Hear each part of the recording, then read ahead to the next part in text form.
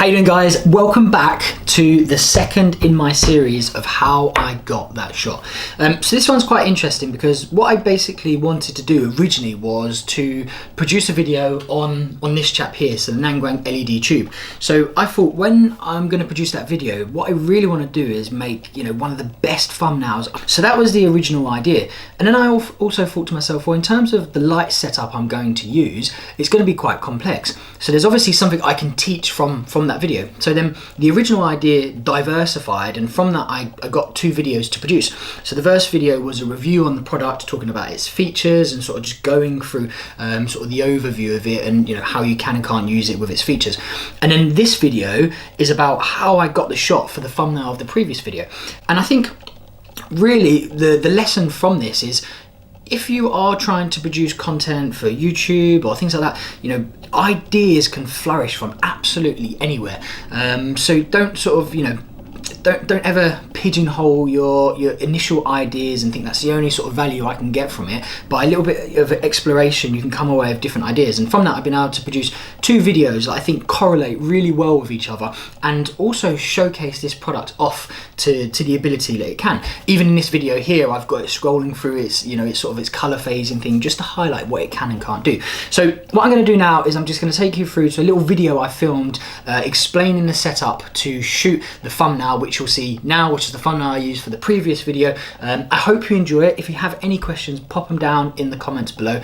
And yeah, if you haven't subscribed, hit that subscribe button. Until next time, guys, enjoy the rest of this video, and I will catch you really soon. Take care. So this is the breakdown of how I got my Jedi colours shoot that I recently did for the video on the Nangwang LED tube. So the breakdown of how I've set this up to be able to produce that look is, I have my camera here on a tripod set to manual focus. Then what I've basically done is adjusted my focus, because I don't have anyone taking the picture for me, so I know I have to get in the space between the two speed lighters there, and I know that I'll be in focus, and you can see that there on the camera. So I've done that on manual focus, because if you're trying to do this on your own with autofocus, obviously there isn't a subject there to autofocus on, and you'll just get really poor results. So I'm using the Nissin Air 10, and I'm using the i60 up there, and then I've got two Yongyon 560 Mark IIs, and they're just on slave. So this is the master, these guys are on slave, and I'll walk you through those in a minute. So this is the camera setup. On there I have the Samyang 35 1.4 on the Sony A7R2. Studio light here, just basically lighting things up and keeping me in focus. Now, in terms of the shoot space, I'm using the Photix Easy Up 80 with a grid. What the grid's basically doing is channeling that light directly down, so it's not spreading out too greatly. It's keeping me pocketed in the light, which is creating that really sort of downwards effect, putting me in focus.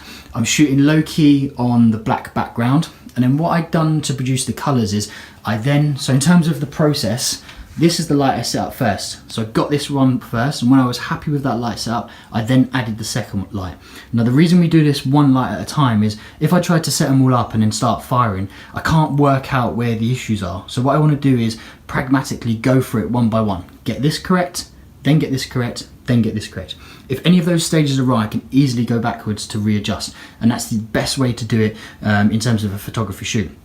In terms of setting up your studio as well, I would always start looking at the exposure of the background, then the subject, and then anything else. So start at the back of the room and bring yourself towards the camera. Start layering it as such, and that's just the way I use to be able to produce the shoots. In this scenario, I'm not lighting the background, so I didn't really need to focus on that. Everything's just on this sort of one plane, this lateral line, where everything's all lined up. So our second light's here, which is the YN 560 Mark II. I've put a gel over the top of there to produce that purple light, and it's just on slave mode. It's clamped to the stand with this little guy here, which is honestly one of the best clamps in the world. So this guy is called the Takeaway R2. It stopped me using my Joby, and I just find with the Joby, if you look at this wobbles. In sort of, as it wobbles, the Joby over time becomes looser and looser and looser. Whereas with this is solidly clamped on. There'll be a link down below, so if you want to buy one, pick them up, I would highly recommend it. Then we move over to the other one. So similar system, this is clamped onto a stand. We've then got the YN560 Mark II just as a slave with a green gel stuck on the front. Now what I've also done here is I've got these white panels. Now the reason I've had these poly boards put up is what's happening is some of the light from here is spilling over there. Rather than disappearing into the rest of the studio space, it's actually going to bounce back off of this surface and come back at me, which is going to throw more light onto my face so you can pick up more of the effect that I'm going for. As you can see, this is the grid, and this is how it looks from the subject standpoint. And all of this comes together to produce the images that you've seen, and I'll take you through them now. So in terms of, let's go, here we go, let's go back to the start.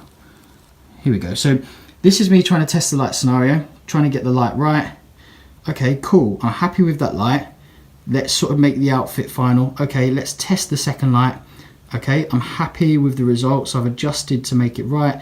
Then I add the third light, and eventually I'm okay, right, I'm in the place I want. Didn't like that one because you can see my receding hairline, so we skipped forward and reshot again. And you can see I start to change the angles. I'm working out, okay, right, how do those angles best work so the light is being reflected off my hands and also my face? Because obviously I've added these gels, I want to make sure they're picked up on the surface of my skin. So as I work through the shoots, eventually I end up with the final product. And that pretty much is how we've worked that shoot. So yeah, your thoughts would be appreciated. If you like the setup, let me know. If you want to try it yourself, give it a go. And if you haven't subscribed, subscribe. Thanks guys, speak to you soon, take care.